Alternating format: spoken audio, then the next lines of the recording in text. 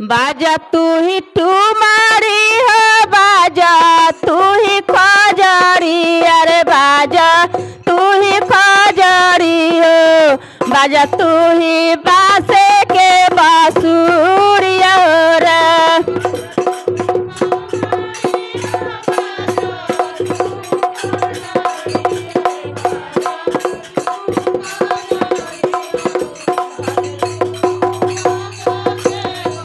बाजा तू ही खजरी हो, बाजा तू ही बांसुरी, अरे बाजा तू ही तुम्हारी हो, बाजा तू ही बासे के बांसुरिया रे।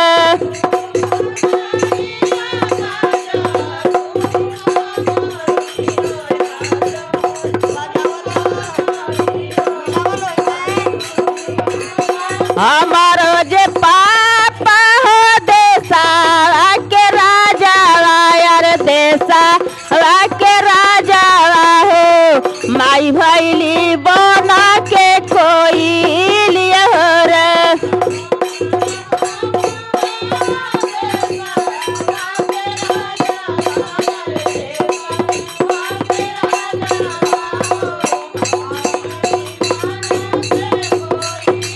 हमारो जे पापा हो कोइले चरबिया यार, कोइले चरबिया हो, माई जे गैली बना बासन हो रे।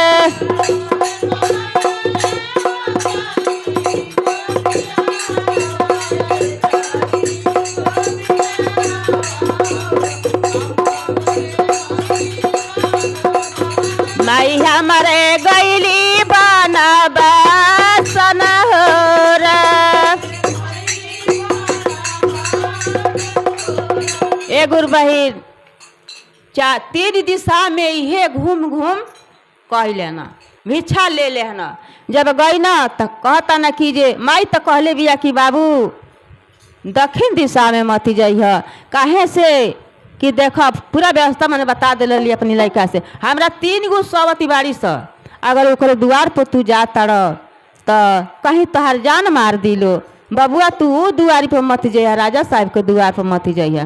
कहली कि ठीक बा, लेकिन इनका जीव में ये बह रहे जो 77 तो मांग लेनी, लेकिन तो जाए। कहले माई से ना बताए कि हो जाए। ए गुरु बहिन, जब दक्षिण दिशा में जब गाँव में ढुकना तो मैं अपना राजा साहब के द्वार पर चढ़ती गई ना। ओजा जाके दुआरी पर जब दरवाजा पर खड़ा हो तन कहा बाजा तू ही खजरी हो, बाजा तू ही तुम्हारी, अरे बाजा तू ही तुम्हारी हो, बाजा तू ही बासे के बांसुरिया हो रे।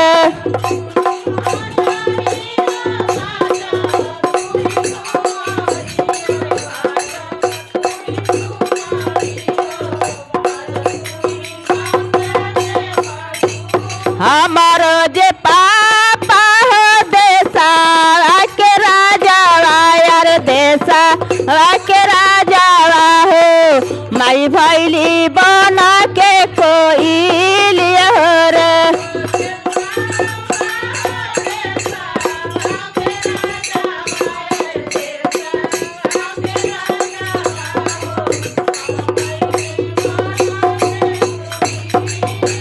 पापा हमारे कोइले हो 4 गो बियाह यार, 4 गो बियाह हो, माई जे गैली बनवासन हो रे।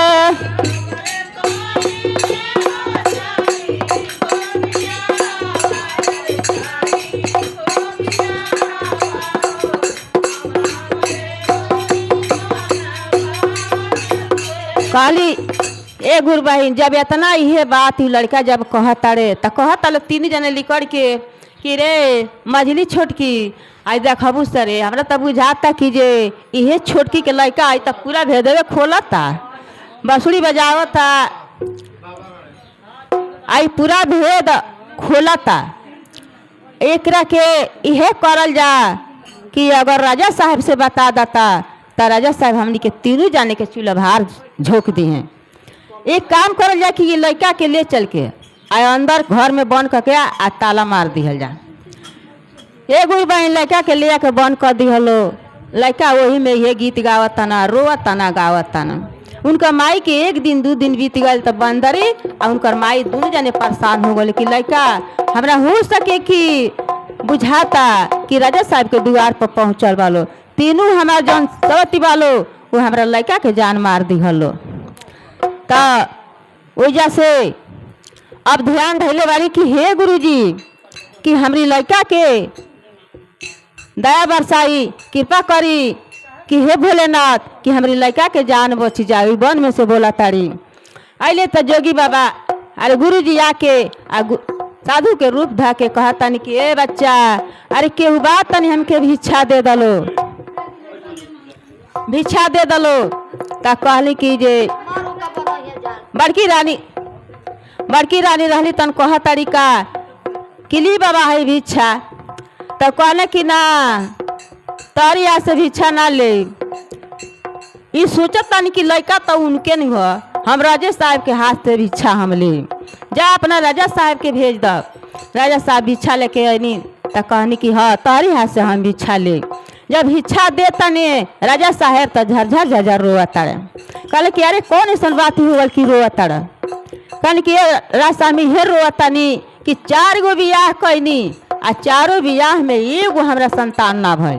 तो वह गुरुजी कहतनी का कि अरे नहीं ऐसा नहीं खे, तारा संतान तो खुद भइल बारे। कहले कैसे हम मानी अतना संतान तारा भइल बारे। तो अरे भाई हम कैसे मानी बताई साधु बाबा कैसे मानी। अतना चलो घर में आ लड़का के आवाज आता रोआई हे भजन इहे कई कई रोआ तारे। रोते रोते लड़का का सुस्त हो 2 दिन 3 दिन वाले खाना बिना पानी बिना बेहोश पड़ गई ना। बेहोश पड़ गए ना तो कहने कि चलो रानी साहब से चाबी मांग के आ खोला दरवाजा। जब दरवाजा खुलता तो ये गुरु बहन देत नहीं रही, लेकिन राजा साहब जबरदस्ती से जाके आ ताला खोल देना। ताला खोल देना तो दोनों जने आके घर में देखा तलो तो बबुआ पटाइल बारे। तो राजा के रानी जौन छोटकी रानी जंगल में रहली आ बंदरी पिछुआरे जाके लुकाई रहलो। तो कहतारी रानी साहब कि ए बंदरी चलो हमनी के अब तो कौन डोर बा, गुरुजी आ गइल बानी। आगे पाछे दोनों जाने बैठ गए लो आ कहना कि देख ई मानो दोनों जने आके आ बैठ गए लो तो कहना कि देख ये लड़का से पूछ कि केकर लड़का हवन तब तारा विश्वास होई। तो राजा साहब साधु बाबा दोनों जने जगह पानी अच्छा ते भभूति मार के आ जगा दिहलो। गुरुजी जगा देनी लड़का उठ के बैठ गए आँख मिसते। कहना कि लड़का तू ही बताव कि तू केकर लड़का हवा। जितना शुरू से अंत ले भइल बा त देखी गुरु बहिन ई लास्ट वाला कहता रे लड़का अरे बाजा तू ही खजारी हो, बाजा तू ही ठुमारी, अरे बाजा तू ही ठुमारी हो, बाजा तू ही बासे के बांसुरिया हो रे।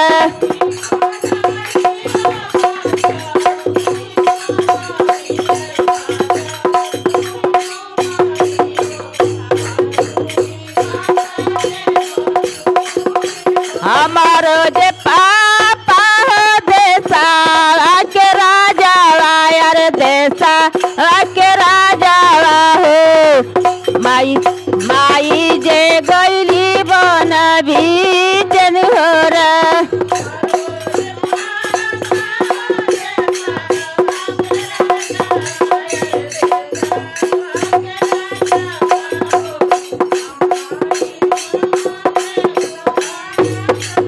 हमारो जे पापा हो 4 गो बियाह कैले, 4 गो बियाह कैले, माई जे गईली बना बासन हो रे।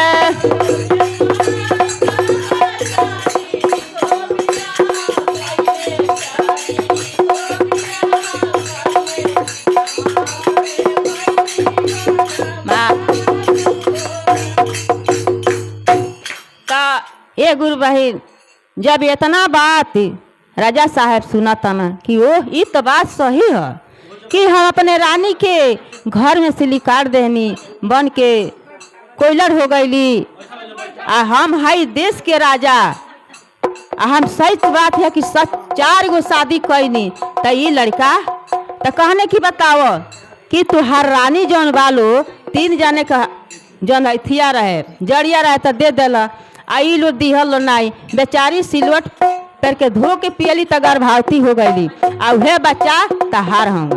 राजा साहब उठना गोरा गोदी में लड़का के लेके रोए लगना, अपना रानी साहब के जाके गुरु बहिन गुड़ छान के पकड़ के रोए लगना, माफ़ी मांगे लगना, आ 3 जाने के लिकाड़ के घर से मारते मारते बाहर निकाल देना।